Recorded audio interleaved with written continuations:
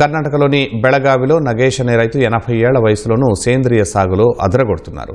తన ఇంటి సమీపంలో ఉన్న ఎకరన్నర భూమిలో పండ్లు, కూరగాయలు, కొబ్బరి, ఇతర పంటలను పండిస్తున్నారు.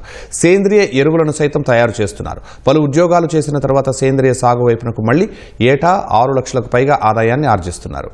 ఈ వయసులో వ్యవసాయం చేయటమే కష్టమంటే సేంద్రియ సాగులో మంచి లాభాలు గడిస్తూ రైతులందరికీ ప్రేరణగా నిలుస్తున్నారు. వ్యవసాయంలో రసాయనిక మందులు వాడకుండా మంచి దిగుబడి సాధిస్తున్నారు.